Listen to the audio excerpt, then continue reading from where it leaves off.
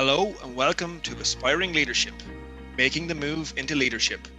Each week, we'll be chatting with various leaders from all different walks of life, learning from their experiences and sharing their advice. It's the perfect podcast for somebody wishing to step into a new leadership role or for a leader who's already there, wishing to continue their development. Please like, share, and subscribe to the podcast.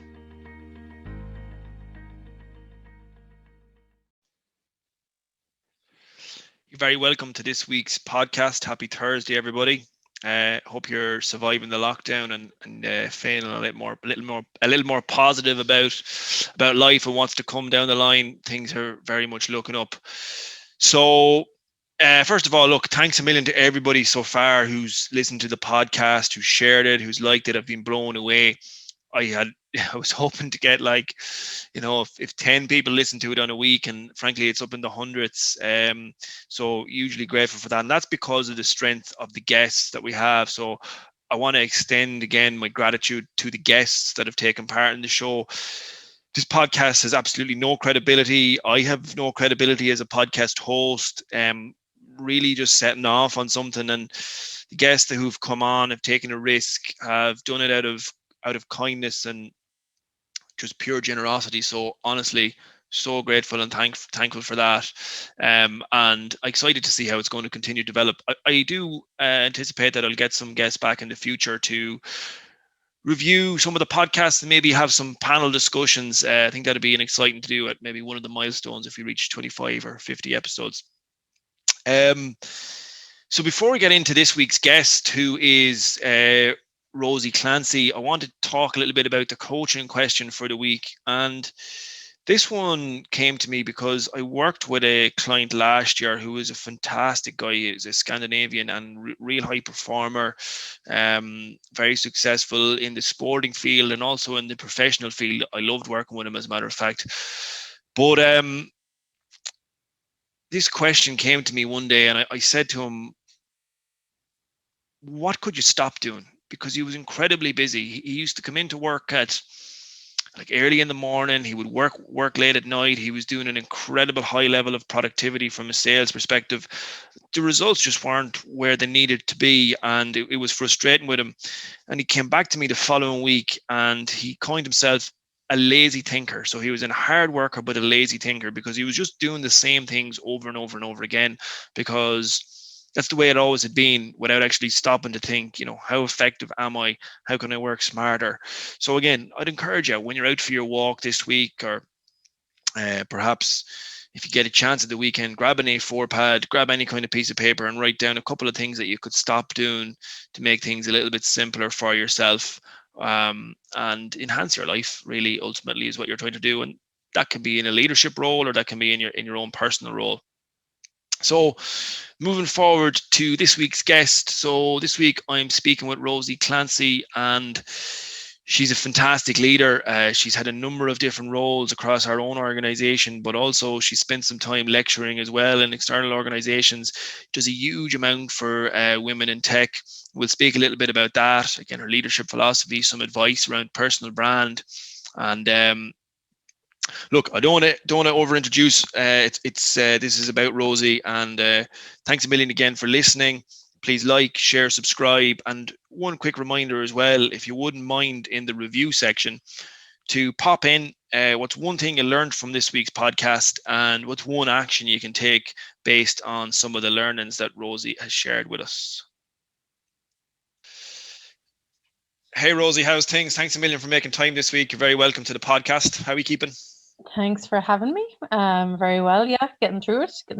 How about yourself? Yeah, I actually love working from home, so I do.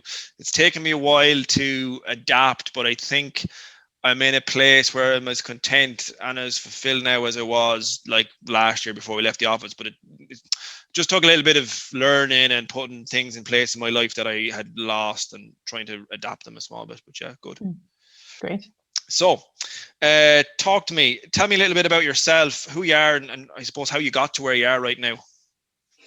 Yeah, wow, that's a big question. 3 questions. Who am I? Right. So, my full name is Rosemary Clancy. I usually only get called the full name if I'm in trouble. So, I go more so by Rosie Clancy. I have my background, I suppose my family. I come from a family of artists and musicians. And then I'm the one who's ended up in business. So my family kind of look at me like some kind of strange, I'm going to say unicorn because I like unicorns, but they look at me in a corporate world and really kind of question my life choices. But I think I've picked up a lot from them in terms of their creativity. A lot of my family are teachers and kind of enable people to do good things as well. So I think I've taken up some of that from them. And then I guess from the musician side, the kind of performer or the kind of wanting to put on a show and stuff, I think I get that from them. I'm naturally an introvert, which a lot of people would find kind of surprising, because normally when it's in work or when I'm kind of doing presentations or enablement with people, I kind of will try and get into maybe not a character, but like I will turn it on, so I get that, I think, from the musician side of the family for sure.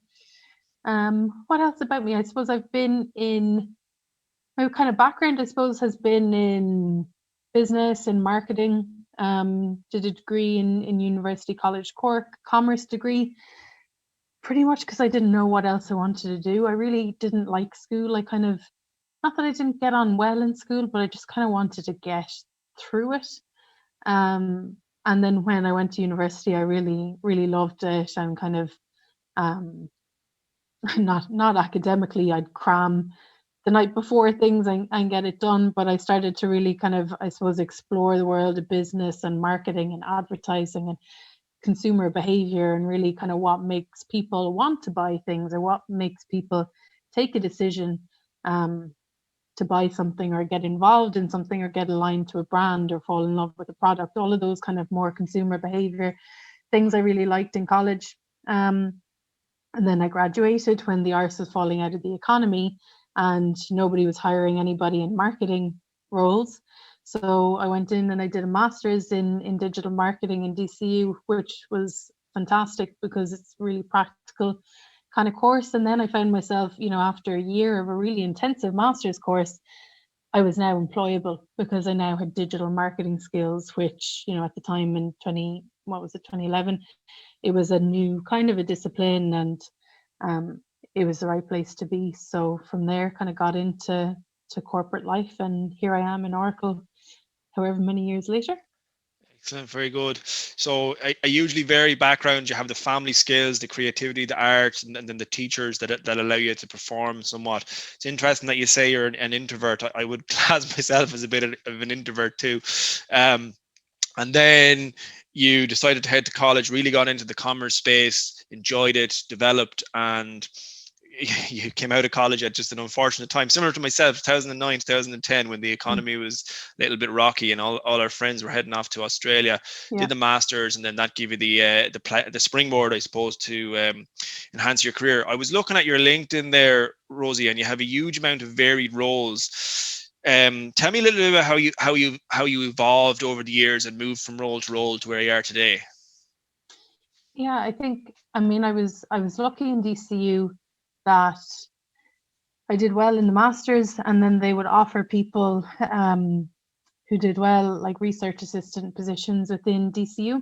So I got the opportunity to work with Theo Lynn, who is now a professor in DCU in the business school. And Theo had, so much going on. He was responsible for kind of business and industry engagement with DCU. So working with the tech companies, big enterprise down to small enterprise, to startups, to people who just had a business idea and wanted to be able to progress it. So I was working in a research center with Theo, where we got to work with lots of businesses. I was working with about kind of 30 different startups at the time, and advising them on how to set up their business digitally. So helping them with their website, with their social media presence. And so that gave me a really variety of skills, I think, from the offset. You were an advisor, you were a consultant, you were a social media marketer, you were doing online and e-commerce. So you had a variety of things going on. And I think that that's kind of something that I've kept Sometimes to my detriment, sometimes it can be a total derailer if you're involved in too many things and not focusing on a couple of them. But like I've learned to recognize when being involved in too many things can be a derailer.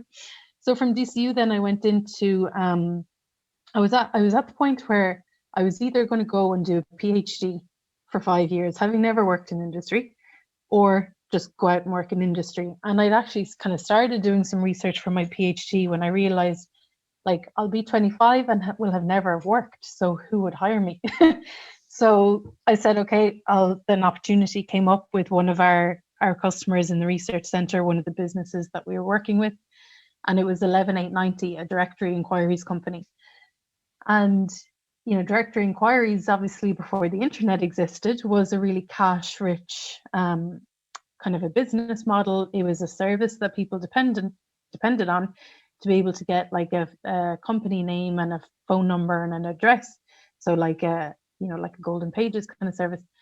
But then their business was in decline, and they were looking to see how can we use the same setup, the contact center, the staff, the equipment, the technology that they had, and how could they set up a new business model and a new revenue stream. So I found myself in a call center in East Point, kind of twiddling my thumbs for about 2 months, going like, I don't know what I'm doing. This is a new industry for me. And just really, I suppose, through kind of doing research and talking to people and going to events like the CCMA, Contact Center Management Association, and learning from the bigger companies kind of what they were doing. And I had an opportunity to visit BT in Enniskillen and see what they were doing in their contact center. So their customer service included social media, and they had their call center, and they were also responding to social media. And like back in 2011, that was a pretty new kind of thing. And they were doing social media listening as well. So they were listening to see where people were mentioning BT directly when they were coming onto their social media channels, but also just when they were talking about them generally online.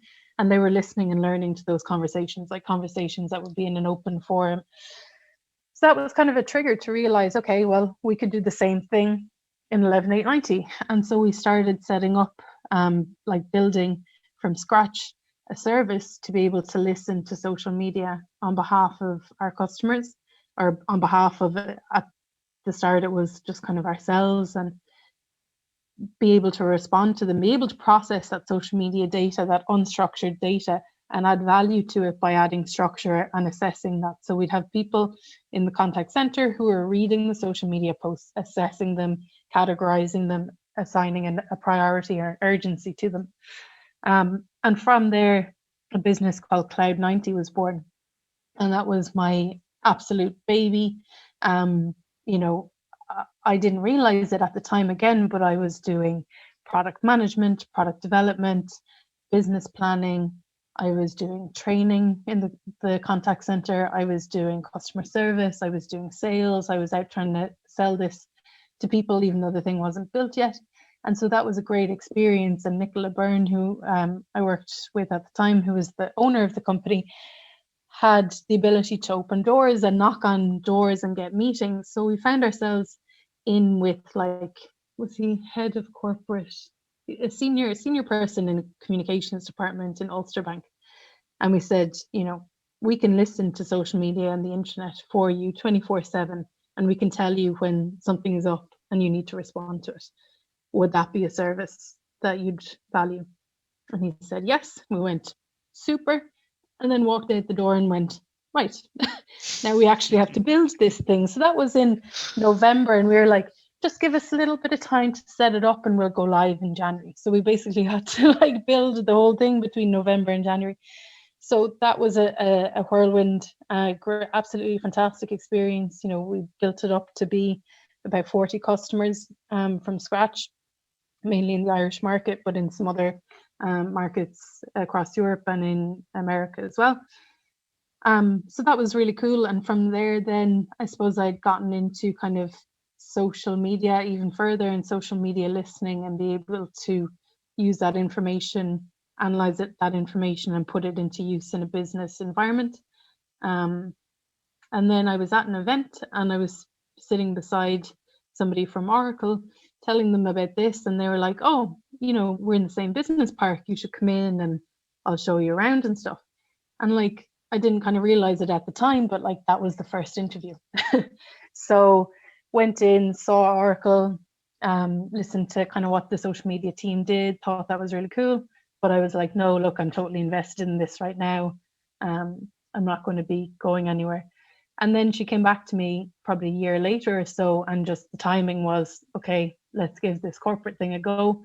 And in I came into Oracle, having come from kind of a startup business that I nurtured and grew myself into corporate life. And that was a big adjustment, shall we say, hugely different kind of culture and business and setup and everything. Wow, brilliant. You've mentioned one thing that's coming across, and going back to the point you had about the creativity that you've learned from your family, but is the amount of adaptable skills that you have, right? Especially with the work you were doing in Cloud 90 there. But what for you, when you think about leadership today, are the key fundamentals that are important from a skill perspective? Yeah, I think it's hugely important. So I think you've got to be agile, and you've got to be able to adapt. And if you're too set in your ways, or you're too narrow in your skill set, it makes it very difficult to be able to adapt to change. It also makes it probably harder to spot opportunities, because you might back away for them, or certainly it can be often a female characteristic that you might see something and rule yourself out because, oh, I only have 8 out of the 10 skills that are required for that job or that task, so I'm not qualified. So I think by being a chameleon and by being able to have those different skills, that's hugely valuable. And it kind of wasn't until I went into Oracle that I realized the value of that and how different sometimes that can be in a corporate world where you've got kind of domain experts or people who have very specific set of skills, that actually getting in, being able to assess the situation, put a plan in place, get buy-in from a large kind of cross-skilled group or work cross lines of business, and to be able to lead through that and get something done was actually a unique skill. And I had just taken that for granted in a kind of startup where you have to just do everything to get something done. And I think, we hear about how AI changes the way we work and changes the role of humans in the workplace.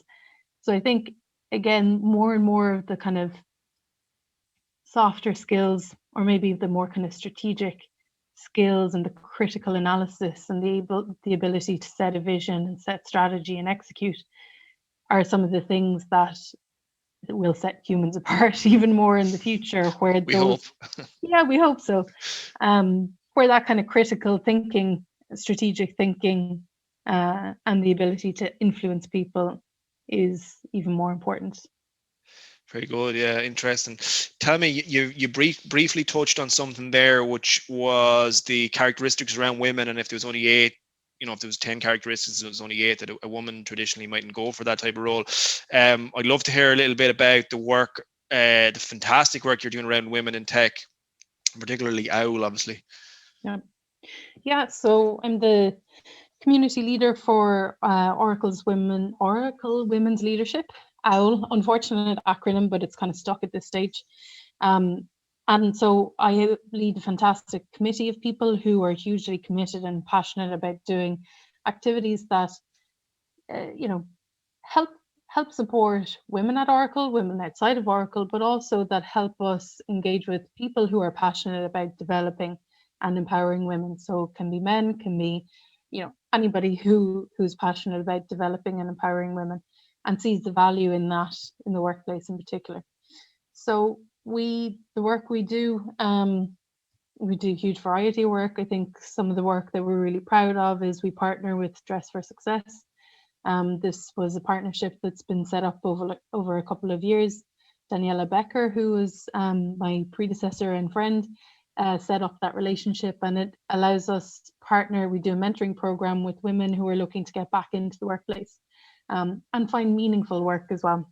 So this year we had nearly 20 people on the mentoring program, and what's really nice is that we actually do help people get back into the workplace, and we hear stories. I know one of the people secured a job with JP Morgan, and it's really about kind of helping people get their confidence to apply for a job, their confidence to even think that they could go for a job, and coaching them through that process, or coaching them to the point where they're ready to take the next step. Maybe not ready to put themselves out there just yet.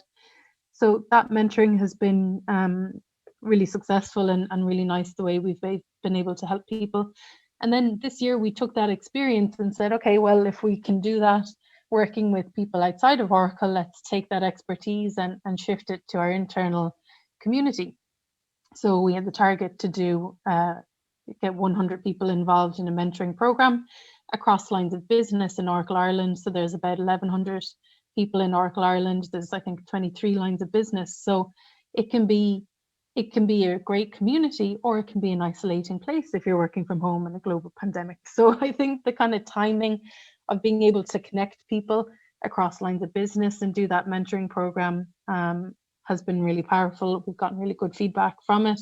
Also, it helps open up people's opportunities and eyes to different career opportunities that there are in Oracle Ireland, where we have 23 different lines of business. So that's been really good. Yeah, it's brilliant. I'm actually involved in that mentoring program myself, and even just the talks and that are on at various different times about different topics, I love to attend those as well. When I was reflecting on the chat that was going to be coming up between us, Rosie, I was thinking. Well, actually, what brought it to my mind was, have you seen the documentary Hillary about Hillary Clinton? No. Well, when I was watching that, I was struck with the amount of negativity and challenges she had to overcome because she was a woman. And the reason that I was struck by it so much is because, like, in my life, like, my mother has been obviously hugely influential, my grannies, and I think I work in like a coaching space where there tends to be a lot of females, and they're always so strong, and I admire them so much, and I've learned so much from them, that I can't believe that in today's world there are still men who are so chauvinistic and judgmental, etc. I'd be interested, if you wouldn't mind, what kind of challenges have you faced, or have you faced any challenges as a woman in the tech industry? Yeah, I think, I suppose, just to start, so they call it unconscious bias for a reason, right? So everybody has a natural bias. And I think one of the things that I've kind of discovered is you can either get mad that people don't understand me, or people like me, or different race or ethnicity or age or whatever it might be, or you can kind of help them understand like what's different and what it's like, so that they have an awareness, because it's an unconscious bias for a reason. So, a lot of people maybe don't realize the differences. And I remember having an interesting conversation with my husband a couple of years ago, and we were talking about this, and he was like, I didn't realize things, or I didn't realize some of the differences. I was like, oh yeah, if we're having a meeting and say we're in one of the boardroom offices in Oracle, I'll make a point of coming in, putting myself at an important place in the table. So I'll maybe sit across from, say, Giovanna, who's our SVP, because I know that she will sponsor me in that meeting. If I say something, she'll back me up. Or it could be anybody who might do that. So I'll think about who I sit opposite. I'll think about where I sit at the table. I'll also put my chair up because I'm 5'5", so I'm probably smaller than most people in the room, and it's usually predominantly men in the room. So to try and make myself look taller and more prominent. And I'll also think about, what I wear and what I say. And he was like, wow, like, I just don't have to do that. And I was like, yeah, that's just a small consideration on the differences, but I think it's pretty representative of some of the different kind of considerations that any minority have in a room. So I think it's important that people can try and be aware and educate yourself and understand what are the differences, because it's only when you understand, or you ask questions, or you educate yourself, that you start to understand what it's like to be in other people's shoes. And from there, you can start to level the playing field and create more equality and more equal opportunities, particularly if you're in a leadership kind of position. Very good.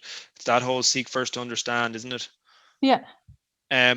Just moving on from that, one or two last questions before we finish up. Obviously, coming from a social media background and digital marketing expertise, right? And one thing you're well known for is your ability to be able to build a strong personal brand. What are some suggestions and tips you'd have for people who want to move into leadership roles around building their personal brand in a humble way? Because that's something that I know I struggle with, Yeah, I think, you've got to be authentic. So you've got to really know what you want to stand for and what you want to be known for. And then it's a case of working on that, because it doesn't necessarily come overnight. So, I would have been known for digital and social media. That was my thing. That was my team's thing. We were really good. We are still really good at doing that. So that was kind of our brand.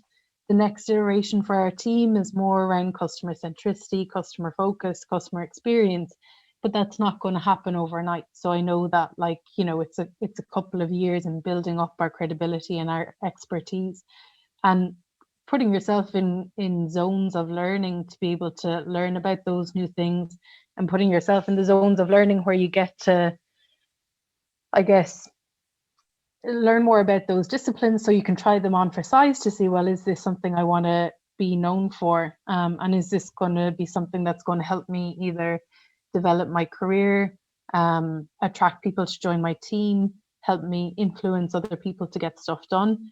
And then you have to have a comfortable narrative around why you want that thing.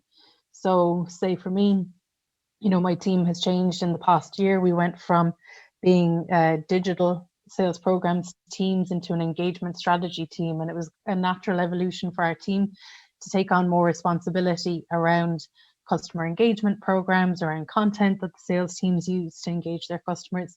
And we're continuing to develop that story and that kind of brand story for our team. So I think you need to be able to tell your story. You need to be able to write the narrative, and it's really only you can write that narrative, because any other narrative isn't going to sit right on you, and it's not going to be authentic. So I suppose, being authentic to yourself, having the narrative around kind of what you do and why you're passionate about it, knowing what the next stage is for you, and then openly talking about it. I remember I was at a session, I think it was actually a personal branding session, where they said, if you don't tell people what your next role is or what your next ambition is, how do you expect them to know, and how do you expect them to tell you, or how do you expect them to help you? So, you're doing this because you have been having interesting conversations about leadership, and you'd like to, get more experience in that kind of area. So that's fantastic. You've already done the hard work, because you've stated your path to say, this is an area I want to go in, and this is an area I want to develop in.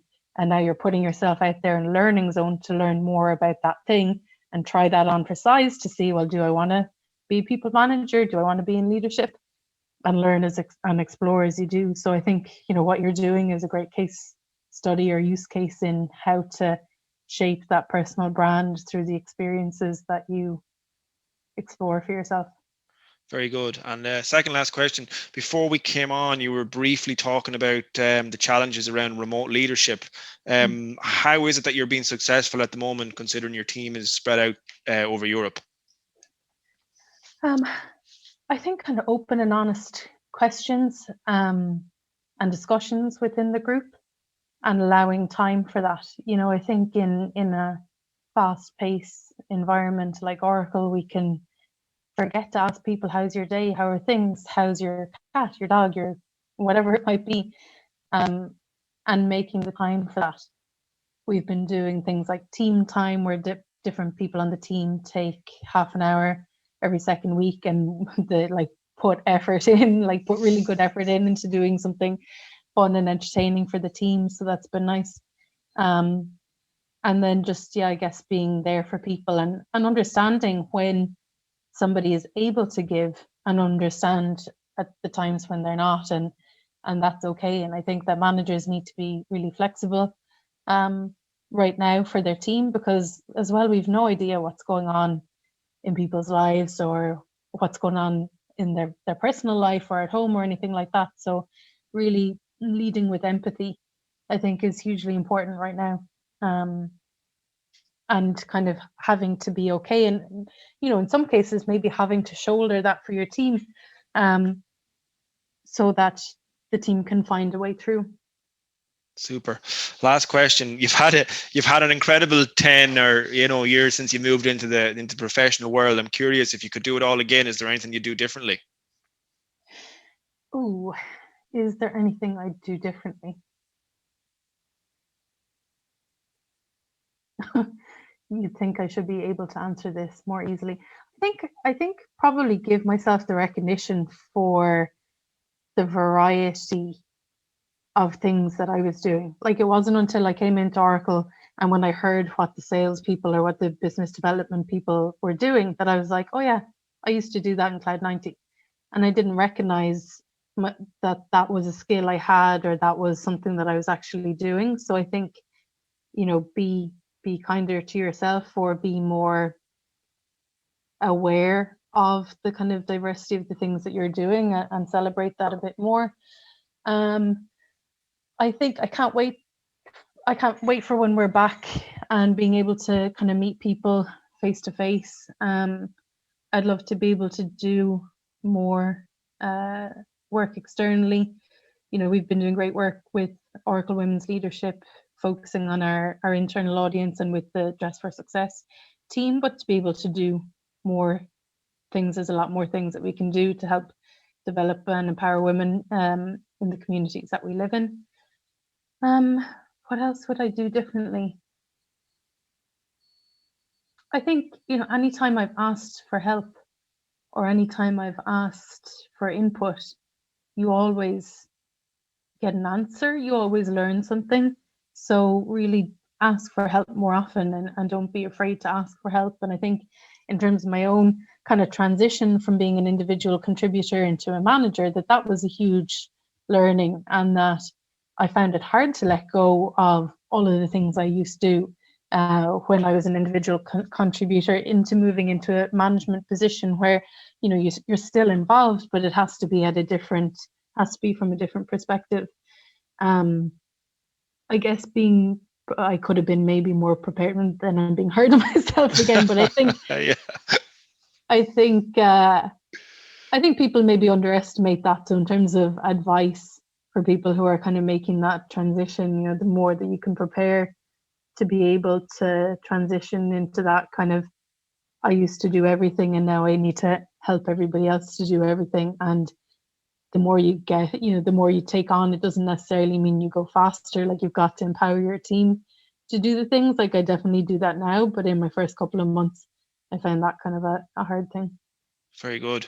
Brilliant. Well, that was a super conversation, Rosie, and we touched on so many different things. Like, a couple of big takeaways for me, again, was the way that you've leveraged your background and your strengths that you've gained from your family to be successful. The middle piece there around Cloud 90, like, you just had a real proactive attitude, put your hand up for absolutely everything. You were sitting there, you didn't have a clue what to do, but you learned as you go and gained experience. And then when you moved into the big corporate world like Oracle, you were able to add so much value. The women in tech piece is, I suppose, giving back and building your network around the personal brand. And then it's all about, and it's some a reason why I found it much easier now is because I am being authentic. It's not what can I get out of this person or how can I use this person. It's genuinely, I want to learn, I want to know, I want to understand. And then the last thing you spoke about there is recognizing yourself and taking every opportunity, I think, to learn so that you can set yourself up for success going into and letting go in leadership, isn't it? Yeah, and keep asking for the opportunities, because if you don't ask, you don't get, and nobody's going to tip you on the shoulder and be like, "Oh, I have this great idea that's built just for you." That doesn't happen. So you have to keep asking, and keep putting yourself out there, because I think eventually, you will get your kind of catapult moment, or your moonshot kind of moment, where all the stars align, and the thing you're working on gets the visibility, or really has an impact. And those things are the things that make leadership really worth it, when you see the team kind of hitting their stride for those kind of things. So yeah, I'd say keep asking, and keep asking for more. Super. Thanks a million, Rosie. Okay, we'll leave it there. Great stuff. Absolutely, so super stuff there from Rosie. She's a phenomenal lady, really well known within the organization, and it's easy to understand why when you're talking to her. Such a varied level of experience, and I think again, just to repeat, the learning for myself there is to take every opportunity you get as a learning zone, as she mentioned, whether that be in the job that you're in now, put your hand up to look for more. As a lot of the other guests said, it's about that proactivity. Begin with the end in mind, and try. I think for me, um, particularly with the advancement in technology, the virtual world, AI, and what's happening around that. But it's about developing those soft skills that will separate us from the AI as the future progresses. So look, again, thanks a million for listening in. We'll chat to you again next Thursday. If you could like, share, and subscribe to the podcast. And in the review section, it really helps the podcast if you comment in the review section. Could you please pop in one learning you took from the conversation with Rosie, and perhaps an action that you can take either this week or this month that you'll accomplish based on that learning. And then for your own ability to be successful, pop an time in your calendar where you'll actually follow through on the action. So that's it from me. Next week we'll be joined by another guest. And remember, whatever you're doing, whatever activity you're involved in, whether it be personal or professional, get involved.